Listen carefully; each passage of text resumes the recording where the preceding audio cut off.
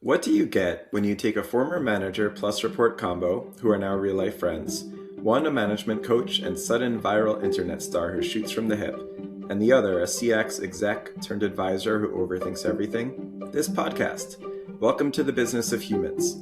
I'm Joe, founder of CX Joe Advisory and the Overthinker. My partner in crime is Lynda. She's the founder of Leveled Up Leadership and the Internet Star.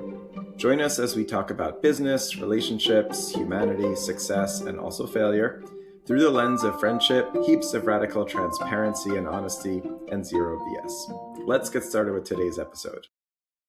Hi, Joe. Hello, Lynda. How's it going?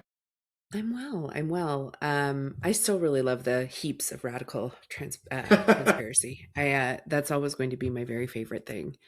I love Um, that. I, w- how are I was you? thinking after season one that, we were going to review the intro script, and should we keep leaning into heaps?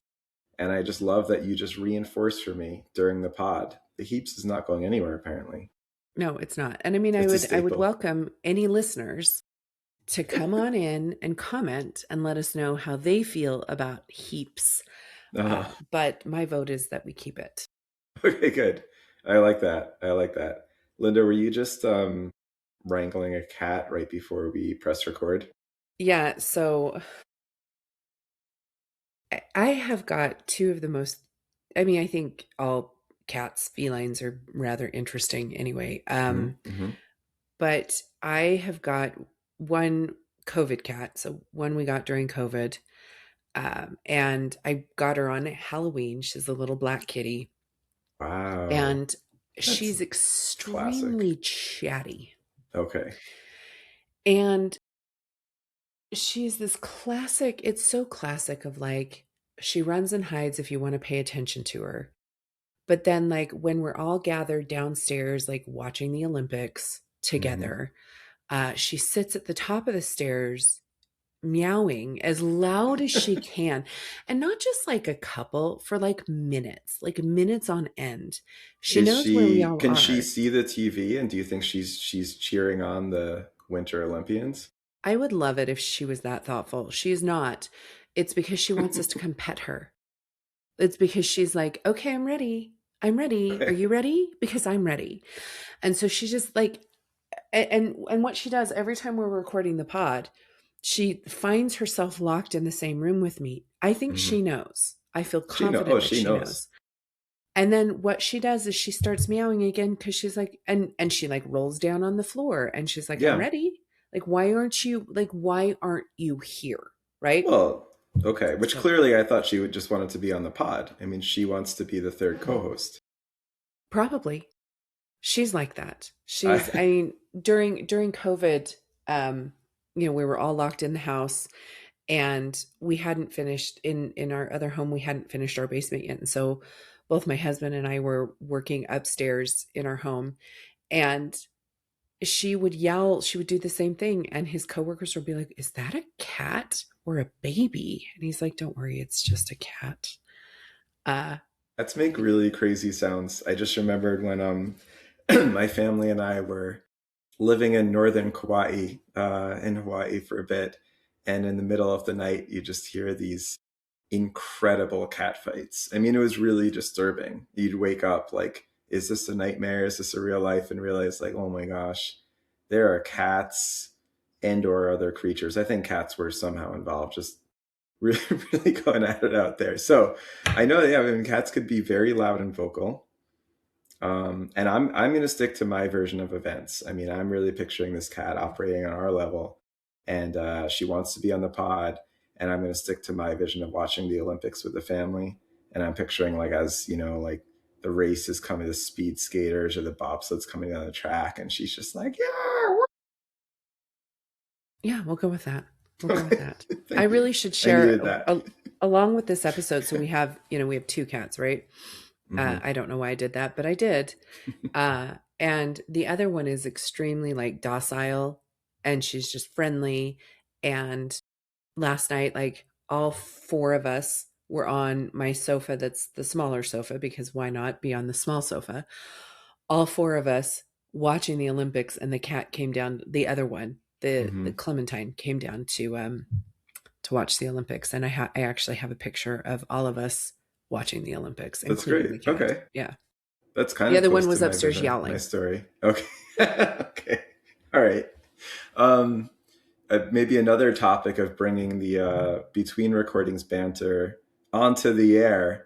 But it was interesting recently because we actually alluded to this old story from our friendship and career on one of the earlier pod episodes about when there was a little bit of drama online. I mean, in this other instance, Yep. somebody had Yep. blatantly plagiarized your content. I stepped in as a colleague and friend, and I was one of a bunch of people commenting on it, Yes. being like, this is not okay. And we alluded to that adventure. And then more recently, we were texting again. I think you entered it in a classic Lynda kind of way. You're like, I'm stirring things up on LinkedIn now. And Yeah. but also to your credit, you had a really awesome post that actually did drum up just tons of engagement and discussion, which was honestly quite amazing. And then somebody commented on that post, and then a new adventure and fracas. How do you say that word again, Lynda? Fracas. I'm, I was going to go with Some ruckus. stuff started to go down. All right, Lynda, Yeah. Lynda, tell us Yeah. about it. So again, and I think I said this in the podcast when I talked about this previous, and it's so funny because, I was sharing, across 3 platforms, I have about 1 million followers. And that's not a brag. It's just Standing ovation. factual, No, right? no, but it's That's amazing. just where we're at. And in I've bragged on general, your behalf. You have almost 1 million followers several times. So this was a key update for me to edit my little talk and write yeah, track. That's awesome, yeah. Lynda. Congrats. Thank you. But the interesting thing that I have found, I have been extremely grateful for with my social media accounts is I have had very low trolls. Like I have, in fact, I was um I was on another pod and they were like, dude, like your comment section is so positive. They're like, when I'm having a bad day, I actually go to your comment section because I find it fairly uplifting, or people like are lifting each other up and people are really kind of engaging. And he called it bleach for his eyes, which usually is a bad thing, but I think he meant it in a very good way, He right? didn't mean Yeah. like incredible writhing, excruciating pain and going Yes. blind. He didn't Yeah. mean I that. think He he was meant okay. like, I think he said the internet might give him hope at this moment, Yeah, right? yeah. No, So that's I've actually a been really nice sentiment. That's cool. Yeah, and I've been really, really fortunate. And the thing about me and with my socials is I go on it in any number of stages, right? I might be coming out of the gym and I have a thought, and so I sit down and I record a thought. Sometimes I'm super polished, so I'm kind of all over the place, right? And I've been very, very fortunate to not have a lot of trolls, especially given how many people follow me online, right? And I so think a I've lot been of very, people very appreciate grateful. that about your posts and your voice. To be honest, I do. Yeah, so it's been great. Well, somehow I get in the shit in LinkedIn, and I don't really know how again, I'm such a low drama person. I'm a low drama person. My life, I don't tolerate drama. Hmm. People who are too much, like I just kind of weed them out. Like I'm just Hmm. low drama Hmm. until it's LinkedIn somehow. Um, so I had this post that was doing well. It was talking about, and I put it on LinkedIn because I thought it was really relevant. And I think it's going to be really relevant for our topic today. It was talking about the difference between niceness and kindness. You can see behind me, I've got the be kind sign. And there's very much a difference between being nice and being kind. And niceness is performative and it's people pleasing. And kindness is like, comes from a good place, right? And I think we pick kindness over niceness. Niceness is saying like, oh, oh, I like your outfit, when really inside you're going like, what are you wearing? Hmm. Right. That's it. And so I put out this Interesting. Yeah. post and it was doing okay on LinkedIn. And again, I don't have a ton of traction on LinkedIn. I'm definitely not you. And I put this out there and it has gotten some traction. And somebody decided, and this really rubbed me the wrong way because it had nothing to do with the conversation. This gentleman, I'm using that term loosely, You really couldn't get through the sentence calling him a gentleman. That was amazing. went on my post, and instead of adding like I disagree, which you are welcome to disagree, I Of open these course. things up Yes. for the conversation. And I'm not saying that my opinion has to be the end all be all, But what he decided to put on there was, and three simple words. He said, fix your hair. Yep. Fix your hair. And here's the thing. Mm-hmm. I am made of tougher stuff. Again, I film in front of the gym. Like, I don't care what I like. And honestly, in this video, my hair was great. But like, if we're gonna By the say, like, by, it was let's great. call it, like, my hair was good. It was a good hair day for me.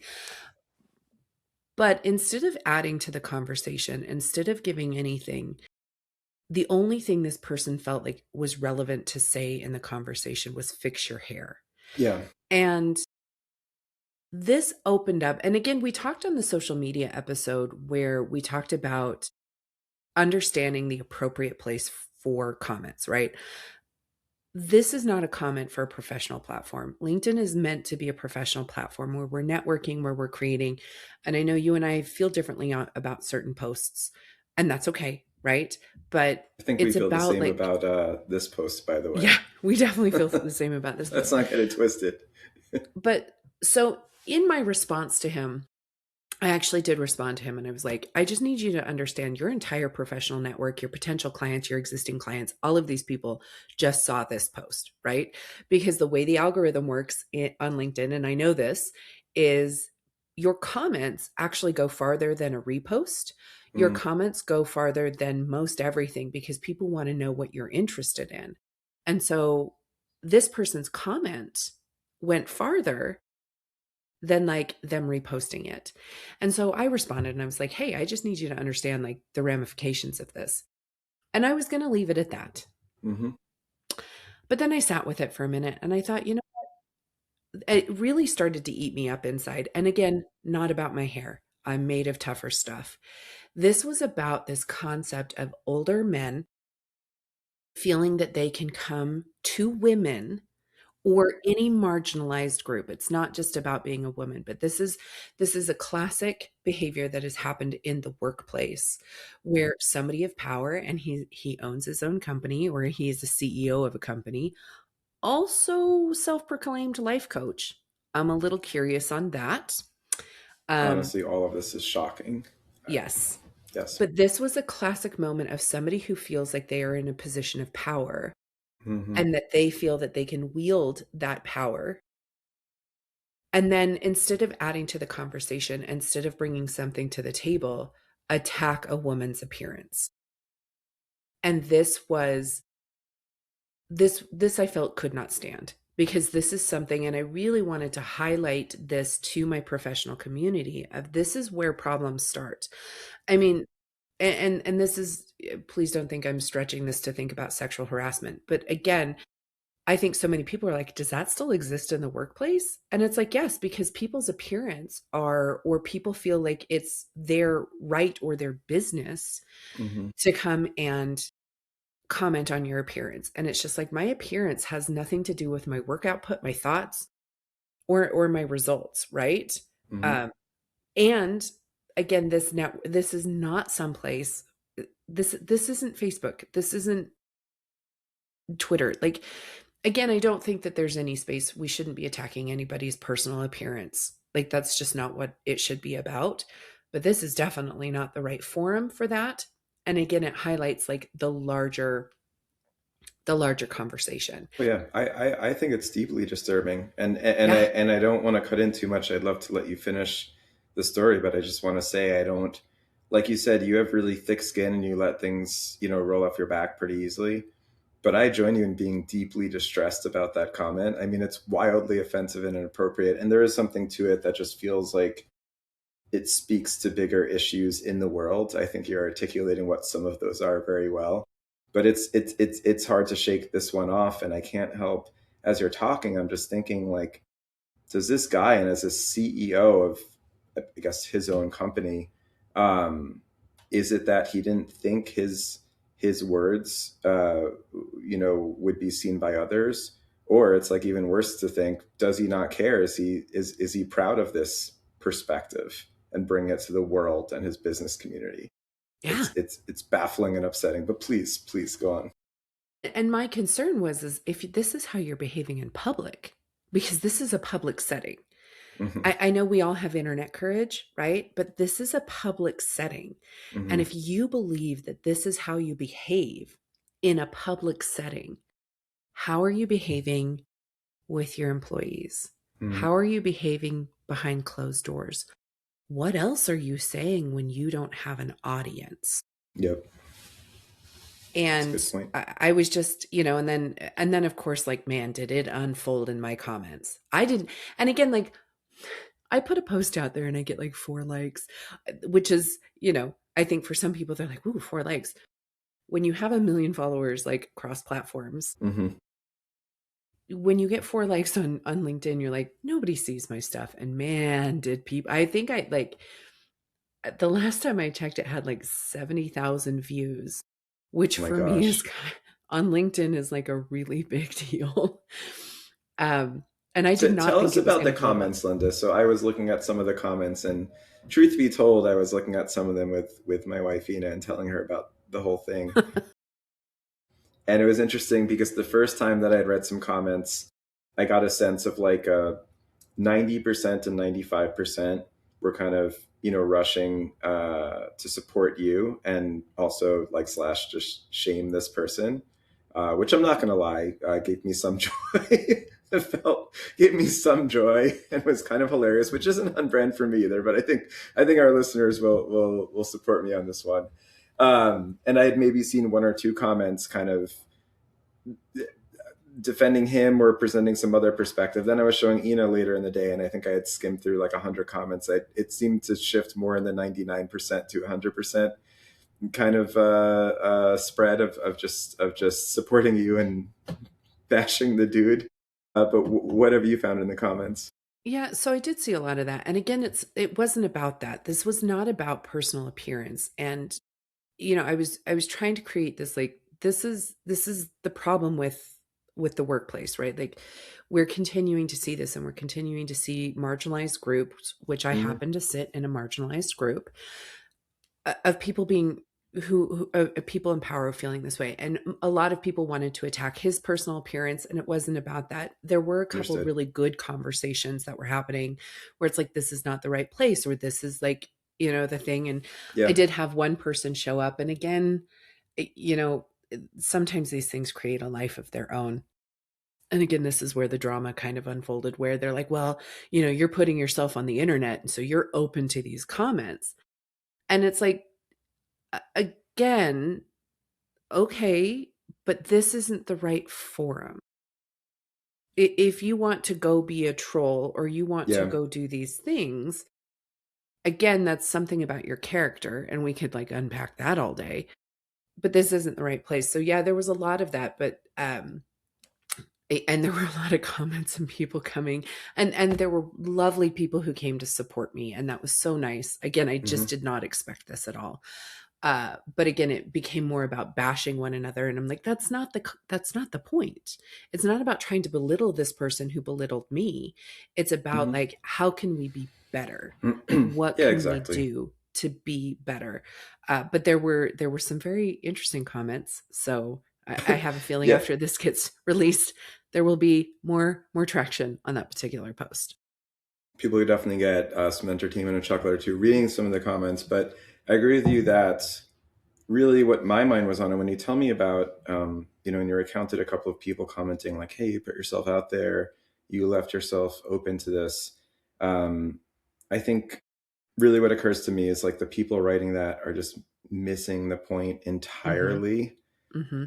It's like an interesting version of like a yes and kind of, comment to that, which usually would indicate some kind of agreement. In this case, it doesn't. My feeling is the person writing that is just completely missing the point, focusing on, like basically I think some people get in this mindset of like that person has the right to do that. Like we all have the right to do X or Y, and you put yourself out there, and so they have the right to comment on it. It's like, sure, yeah, that's the Sure. yes end Yeah. part, to be clear. It's like, Yeah. yeah, sure. Okay. And what's also true is it's wildly inappropriate, mean spirited, and completely missing the point of any of this.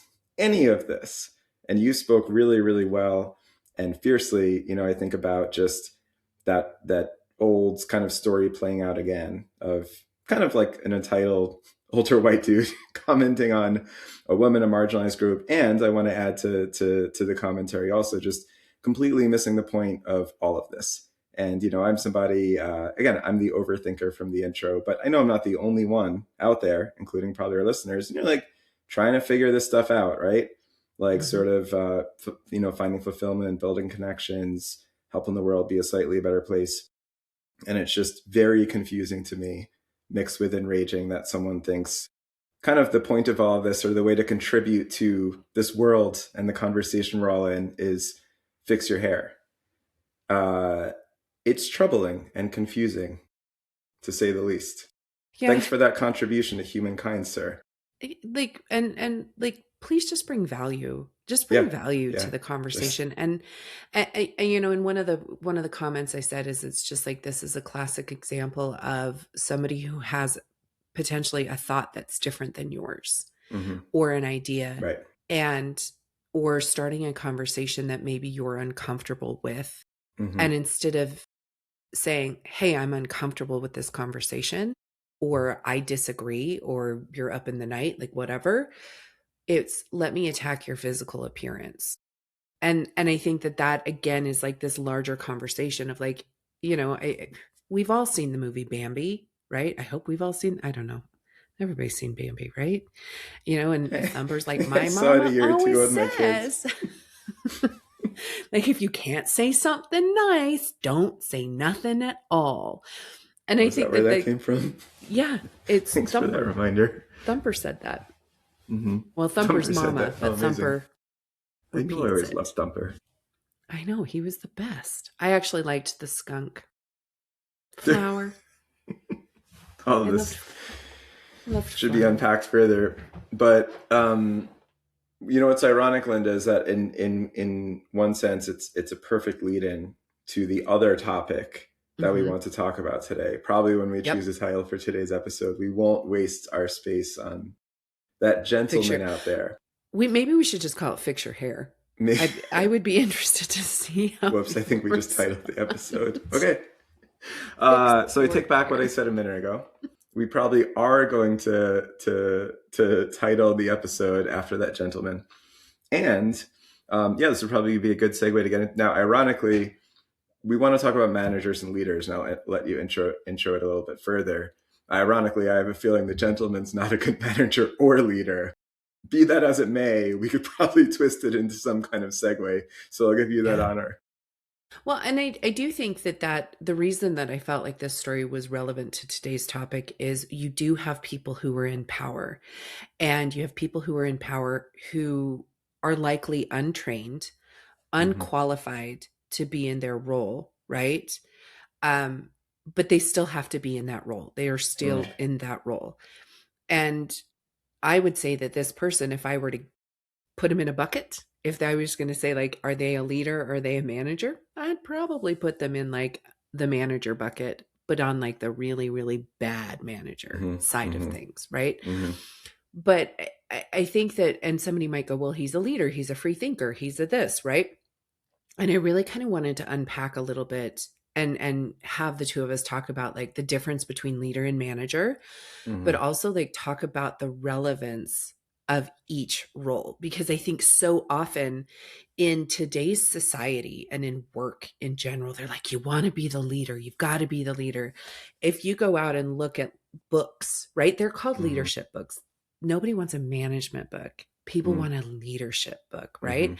And it's the 360 leader, it's the dare to lead, it's how to be like it's the servant leader, like it's Mm-hmm. all of these things. And it's such a Mm-hmm. buzzword at work. And I think that so many people feel like they can't be effective, number one, as a manager if they're not a leader, but then also like that if they're not over people, that they can't be. So I really kind of wanted to unpack that today and talk to the people about the difference between the two. Of Mm-hmm. course, being me, I have the definition I because love I it. think that that's a really good way for us to start.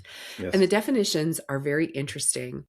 So we've got leader, noun, the person who leads or commands a group, and commands is very interesting, organization or country. And then manager is defined, also a noun, a person responsible for controlling or administering all or part of a company or similar organization. So, yeah, let's talk about it, Joe. Like what are your kind of initial thoughts before we dive in? Yeah, so I'll tell you the way that I've thought about a manager versus a leader. And I also want to hint at, one of the things I want to talk about.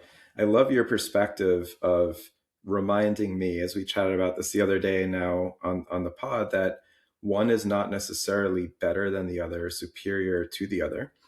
I agree with you that generally speaking, in the work world, the term leader is given a lot more sort of positivity, praise. It's more aspirational, I guess we could Mm-hmm. say. If Mm-hmm. you're a young manager, you want to aspire not to just be a great manager, but you want to be a true leader. Um, and I will share, that when I've gotten compliments over the years about being a great leader, it definitely hits harder in a positive way. It feels more aspirational. And we always talk about, we share the successes and the failures. Mm-hmm. Keep indexing pretty heavy on the doubts and the failures. But one success was I had a manager at Daily Harvest, Elizabeth, and she's a mentor to this day. And when we were, going to stop working together, she just shared that compliment with me and said, I've worked with a lot of great managers, including at Amazon, some amazing companies, but you're in the bucket of leaders I worked with. And it is a career highlight for me that she said that. I've thought of a leader as somebody who is inspiring a group of people, bringing the best out of them, creating a sense of a shared cause, mission, community, and inspiring.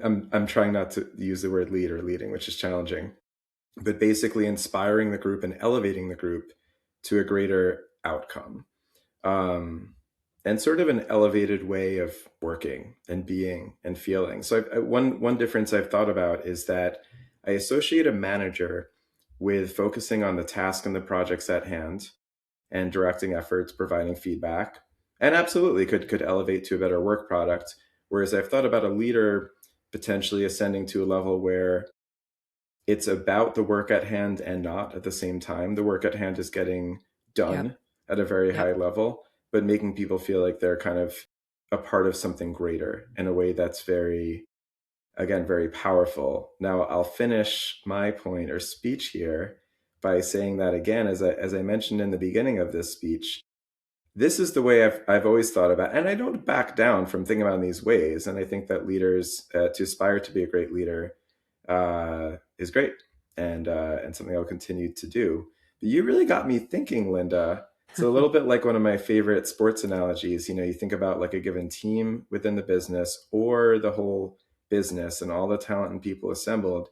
And you got me thinking that, again, it's about building that championship roster.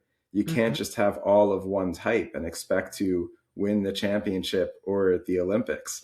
You're going to need a balanced roster. So you really got me thinking about how, just as an organization could fail because it only has tactical managers and no true leadership, that's probably written about more to your point.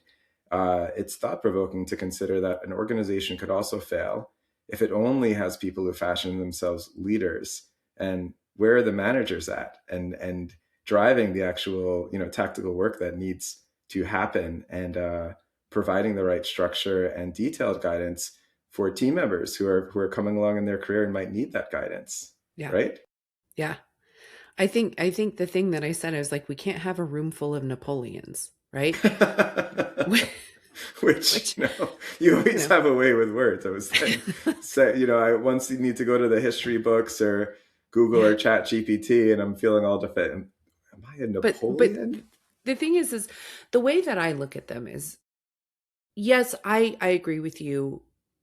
I think that once you are in a people management role, the aspiration can very much be the leader, because the leader is the one who's at the charge. The leader is the one who is, they can rally the troops. Truthfully, again, I'm doubling down on this Napoleon reference, but where they can rally the troops and can get Mm, everybody on the vision and knows yep. how to create that buy-in on such a grand scale, and then can really like take people to places, right? But you can't have a room full of those people who are all like, no, but I have a vision, right? Like I have a vision and we're doing the things. And so, I think that there's a lot there. And I do think that once you go into these moments and aspiring to be the person who can lead the room and create the buy-in, yes, we also need managers, right? Mm-hmm. And we need people who can come in and execute. And we need people who can come in and be like, listen, just give me a list of things to do and I will get these things done. Now, if the manager is in the right frame of mind and we're training our managers and we're working with our managers, we are teaching them like have a leadership mindset in the sense of like it's not about being a taskmaster. It's not about coming in and be like do it my way or no way. This is when we start to go on the bad management, but it's like, a manager should still be collaborative. Because you're working with humans, right? If you're working with humans, we need to figure out how we can be empathetic and how we can do these things, but we have polarized these words so much Mm-hmm. that a manager, if you're called a manager and not a leader, then it's you and here's the other thing people don't talk about. You can be a leader and not a manager. You can have an incredible and individual contributor who comes in who knows how to create buy-in in a room but isn't responsible for the humans, right? So you can be a leader all on your own and be an island and still come in and create those things and do those things and not manage people.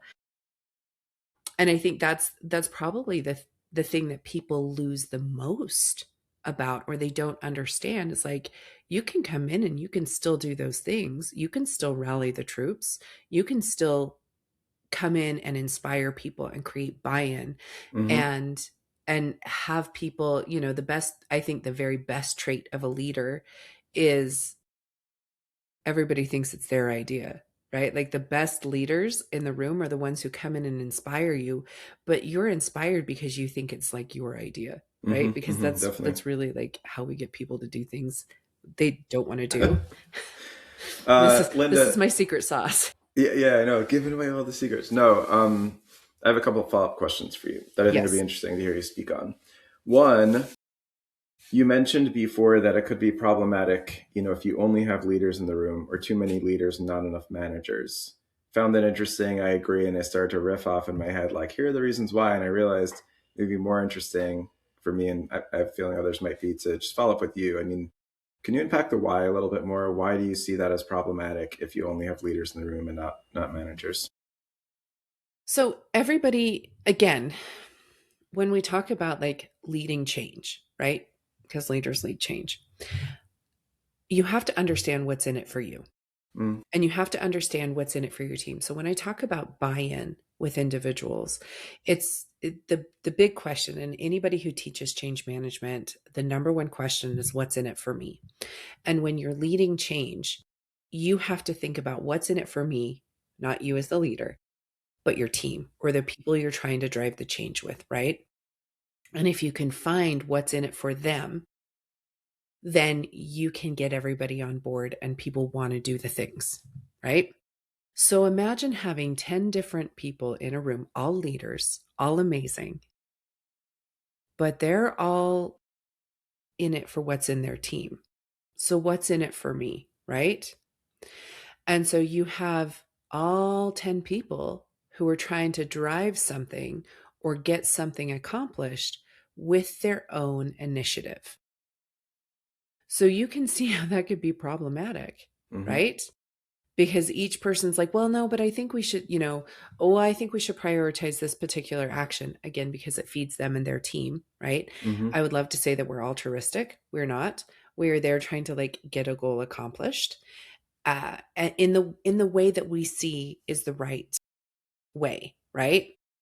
Now, if you're in that room with 10 leaders, ultimately you have a leader that outranks everybody and it's like, no, here's the thing.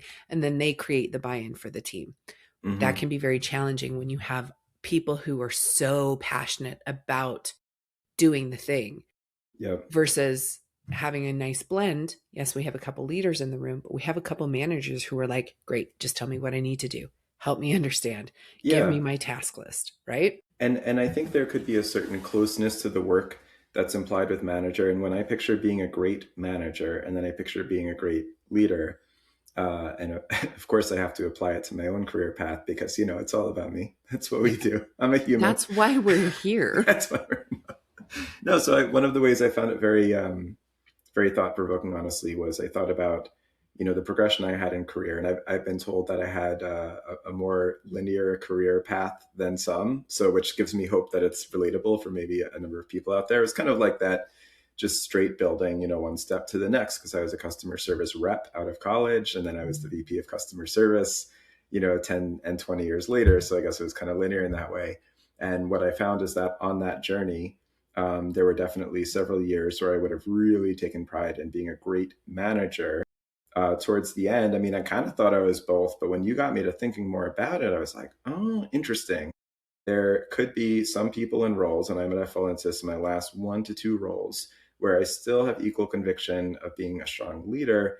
And I think the proof points are people, kind of the feedback they share with me, the work experience they seem to get out of it, and the fact that during and after those experiences, they'd come to me and say, "Hey, I want to do something together again. I want to work together. Hmm. I want to be a part of your orbit," and I'd reciprocate, and it filled my heart up with joy. But I think that being a really great 10 out of 10 manager also means that you are close to the work and the tactics and the details, and you could really coach your team members on what needs to get done tactically next. So, not just let's all go to the moon and beyond and achieve greatness and go to outer space together and like, hurrah, let's, and that, but like how are we going to get there? What needs to happen today, tomorrow, and next Tuesday to actually get there? And a certain closeness again, and sort of really getting close to the technical and in the weeds details. So that's where I would say for me as a senior leader at the last stop or two, and I wonder if for others out there, if they really were to similarly kind of delve into this and examine their own performance and focus too. I don't know if that was a 10 out of 10. And so I thought it was a great point that you had made just around, if you have all leaders in the room. I think I've been in those rooms, Hmm. and it's fun and a wild ride and inspiring. And I've literally been a part of leadership rooms where somebody will do like this Don Draper Mad Men style thing and like put their hands in their pocket and gaze off into the sunset and kind of wax poetical for an hour. Like, it's a fun and inspiring experience. But if you have too much of that, you're getting out of that, Yeah. offsite meeting, or waking up the next day like, wait, so what are we supposed to do next? Like, nobody's really clear what to do Yeah. for all And the inspiration. yeah. Yeah. And I think to your point, when we talk about career wise, I actually think that a leader needs a good manager. And Mm, I think that you can, and I really do think that you can kind of role switch, right? So I think about our time working together, Joe, and I think about the way that we split the work, right? And the yes. way that we did the department, and the way they did the things. You got to do the strategic stuff, right? You got to sit in the rooms, you got to do the strategic work, you got to do the things. And then and I came to execute, right? So in that relationship, we had you as a leader and we had me as a manager. Now I think that if we were to trickle down, I would hope that my team would say that I was the leader and they were the managers, right? So I would come with a strategic direction, and then I would turn around and say, okay, I need you to manage these things, right? And so I think the most successful leaders, truthfully, the most successful leaders are surrounded by good managers, because the leader's able to like do the things and lead with strategic vision. Mm-hmm. And then the managers are the one who are like, okay, how do we make this happen? How do we turn this around? How do we make Mm-hmm. sure that we've got the boots on the ground? And I think, again, to your point, it's, they're the ones who are close to the work. Mm-hmm. Mm-hmm. And so I think that so often people are aspiring to be this thing. It's like running before you can walk. Like, Yeah. how can you learn to be a good manager? And that allows you to Mm-hmm. be a good leader. Yeah, I think it's true.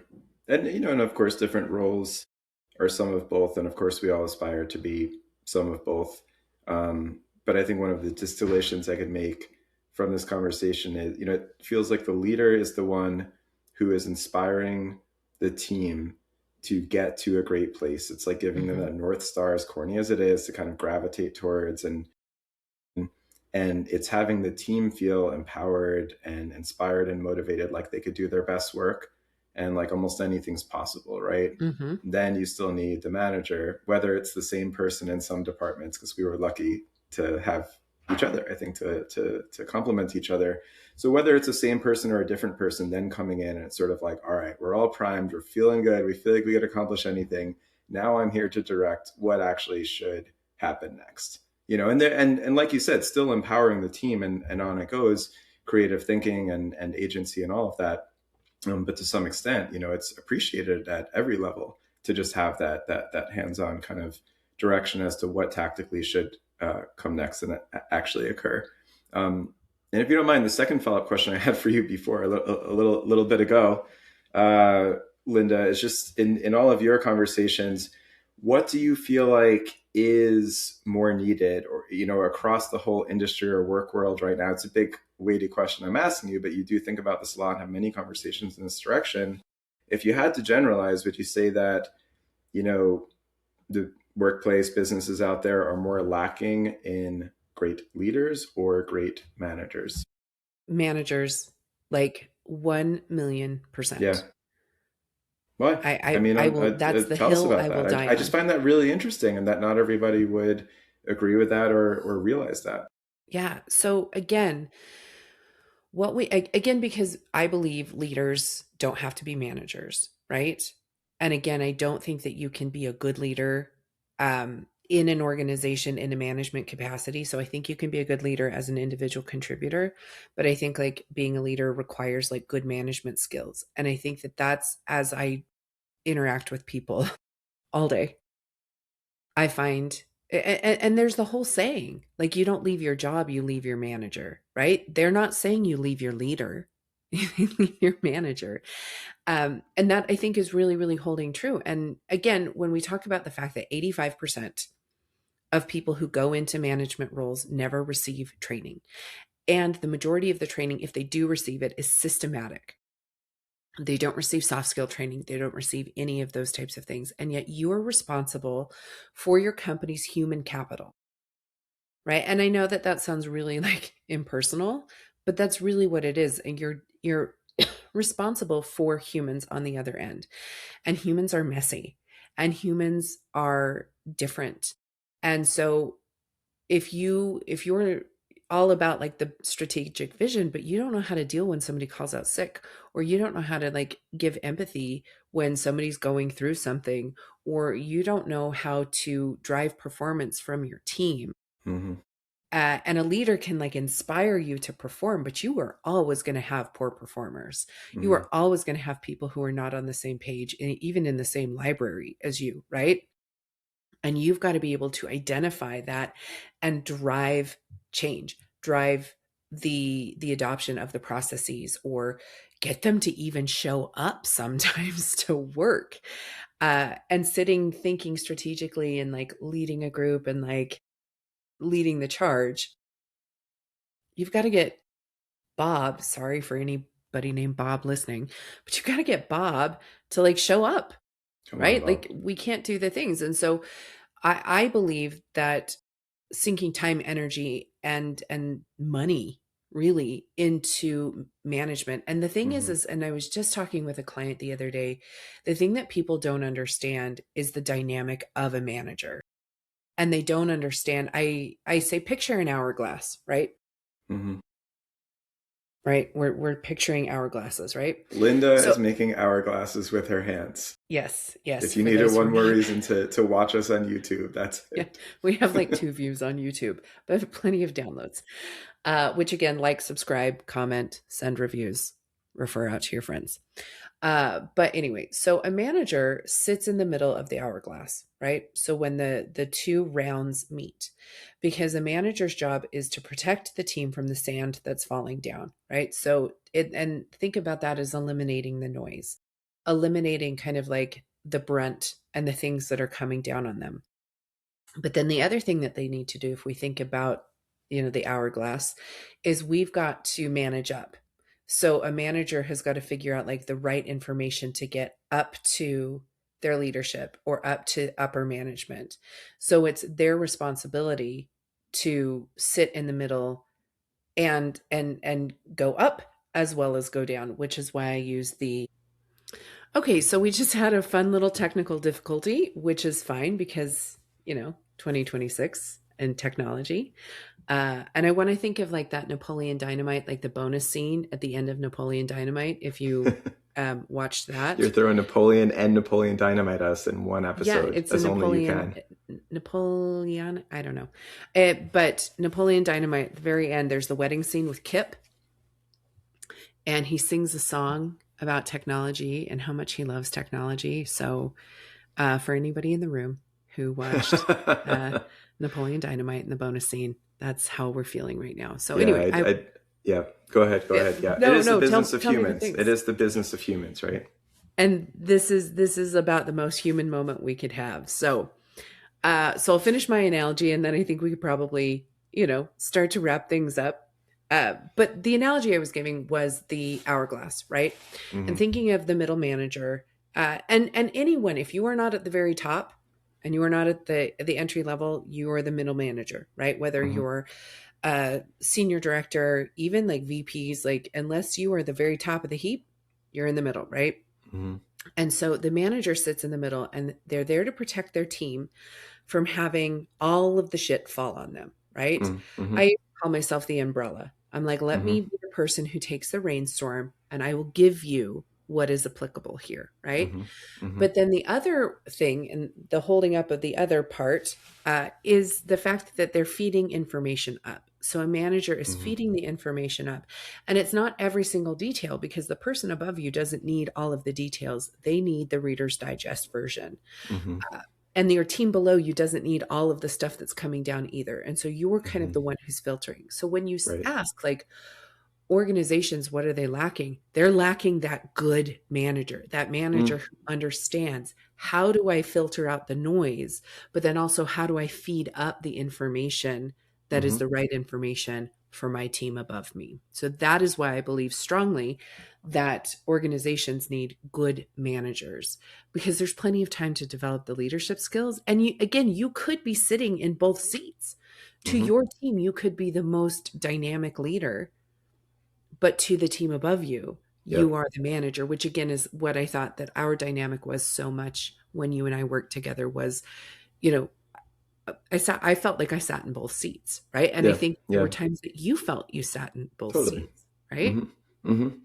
Hmm. Yeah. So I think what's interesting for me, Linda, is I think a couple of the takeaways from the discussion or episode that genuinely I think some people would find surprising and insightful is one, it's not all about progressing from a manager to a leader. Yes, Hmm. there's a lot that's attractive and positive about that, but it's not all about that. And we shouldn't always think that a leader is superior to a manager or what's needed more, Exactly. which leads to Exactly. two, the revelation that, coming from somebody who does have hundreds and getting into thousands of conversations on this topic, Hmm.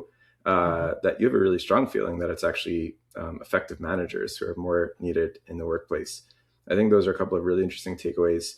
And my sort of last thought here would be that if you're a great manager, um, here's what our message is not, is that you should choose one path and kind of be content with the one or the other. Yes. If you're a great manager, a great tactical manager, which again, on my journey, I think at some point I was getting to that place of like great tactical manager. And I looked to others in the organization at that point, really to provide the vision and the leadership. So it was appropriate of me at that time or anyone listening to, bust out of that shell. If you're a great Hmm. tactical manager, keep that up. Try to keep that 10 out of 10, but try to make sure that you're also providing the vision and the inspiration and seeing the whole picture for the organization. And then again, this might be the more surprising part, and what you got me thinking about, Linda, is make sure that the inverse is true too. If you're in a position or you're getting to a place in your career where really like all the pride and the focus is turning into being that inspirational leader and telling the story and leading the troops into battle, so to speak, make sure that you also stay really connected as a manager as well. Aspire to do that, Hmm. or perhaps if you're on that, lucky enough to be in that championship team, and there's some of both, do at least honor your managers and make sure to really empower them. Know that you can't do what you're doing without the great tactical managers for all the great Yes. inspirational speeches in the world. The team's not going to know what to do without those great kind of closer to the ground tactical managers. And so definitely celebrate and reward and empower those folks. Yes. Yes. Plus one Mm-hmm. to all the things there, Joe. Amazing. All We of figured it. it out again. I know. I mean, and again, and we were still human during the whole Mm-hmm. process. We battled a lot of factors, including Joe's home internet, and we figured it out together. Do you want to know, like, why this situation is so fun for me right now? Why? So, at the end of every episode, Mm-hmm. I always come to you and I say, "Hey, what's got you hot under the collar?" Right? And because we are the people that we are, you will be like, "What's bringing me joy, Lynda?" And I'm like, "Sure, let's talk Sure. about that." Right? Go for it, Uh, bud. and at the end of today's episode is like the day that I think we would have something for you to talk about being hot under the collar. I'm going to say we could switch roles today. Damn And I home wasn't going to internet. ask you what had you hot under the So collar. I was going to ironic. You do a finally had switch. an answer. I know, I know. Like, could we get Alanis Morissette to play in this moment of true irony, right? Yes. Uh, so it's so funny that like, of course, this would happen because they feel like this is just our dynamic, but also just the way that the world works, Yes. right? I love that. Where I wanted to like share something so different today. Oh, and it would just not apply here. Uh, Oh, so totally have to do it. Do it, Lynda. Share what you're going to share. yeah, so I wanted to close things out a little bit instead of asking you what's got you hot under the collar, because Mm-hmm. I wanted to end this episode with a little bit of gratitude. Right. Um, so, Joe, I'm going to open it up on both sides for you. Like, would you like to share something that's got you hot under the collar, or would you like to share a little bit of gratitude today? Either one is totally fine. I will It be grateful really, for either topic. yeah, it really is interesting, right, Linda? Also, great Alanis Morissette reference. And she has ironic and she has thank you. So it Hmm. sounded like you wanted to do some Alanis Morissette thank you today. All right. Yeah. So ironically today, home internet.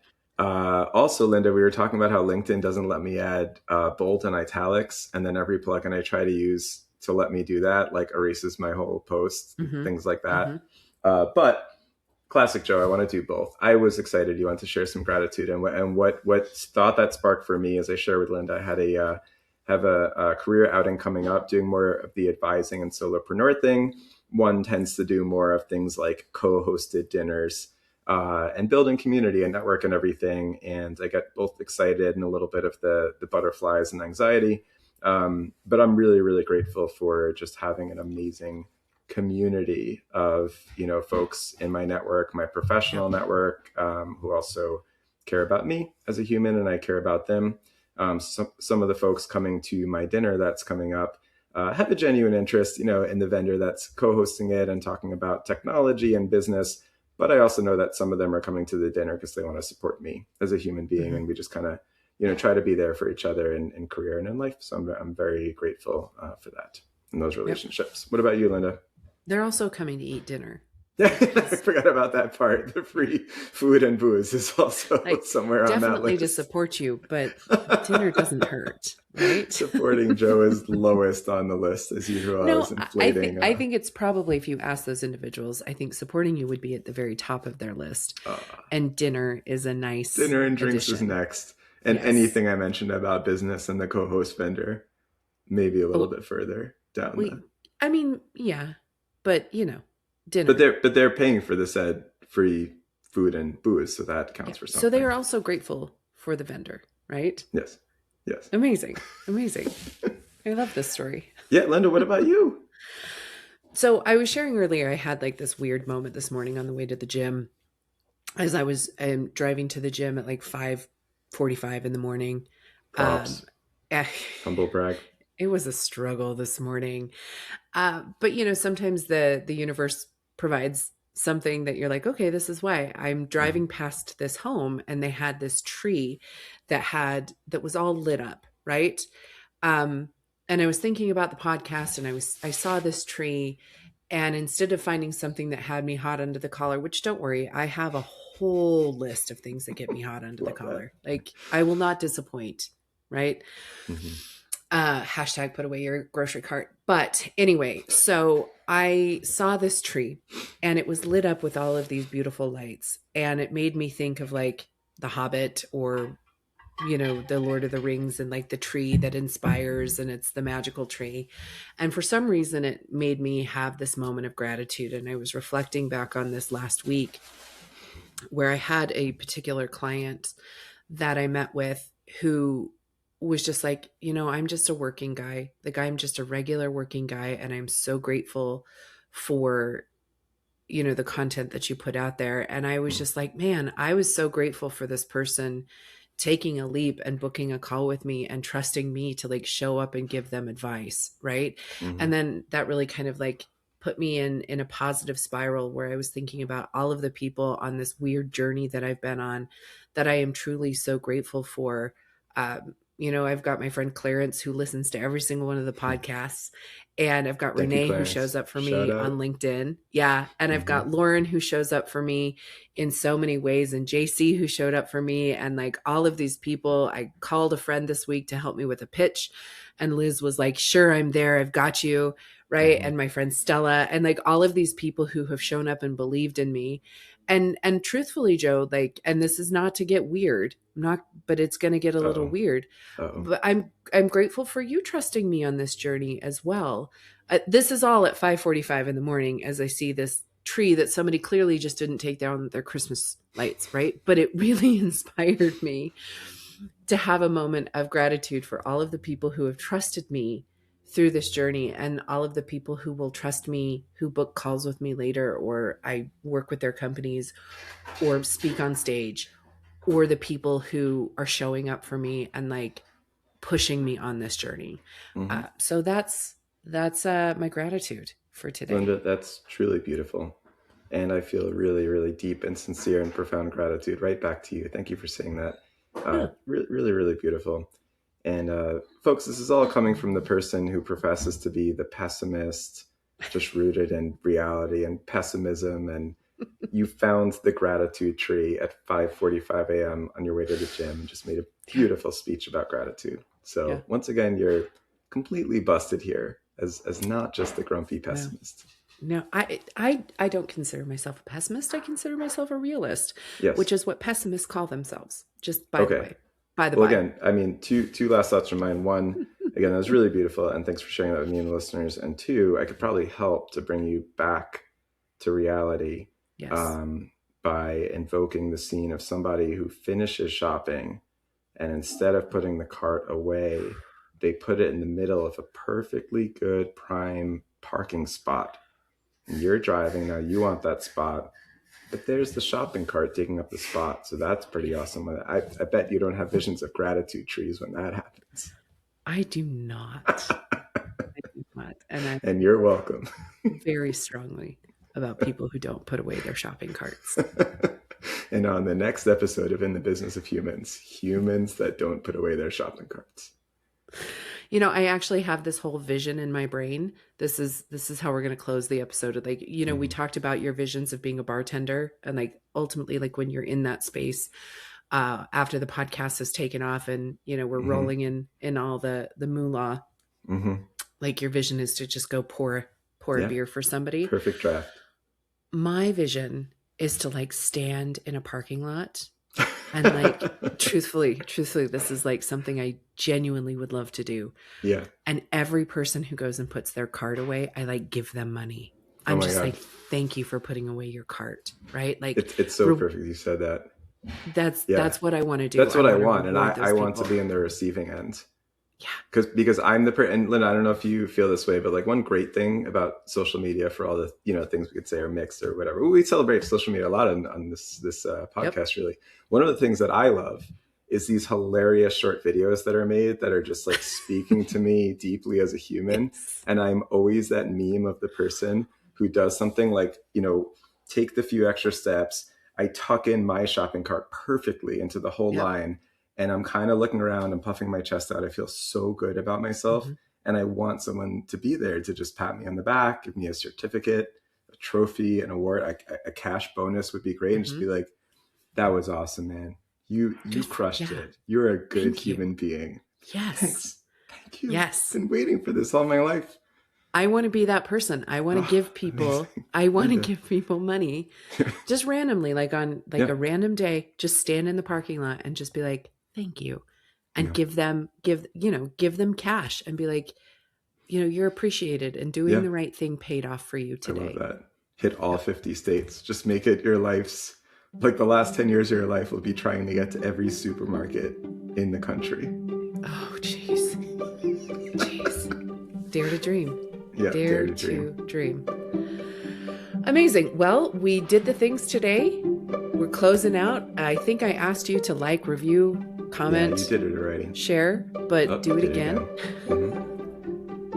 Amazing. We did all the things. Yeah. Thanks, Thanks, Lynda. It's everybody. been a blast as always. Thanks, everyone. See you next time.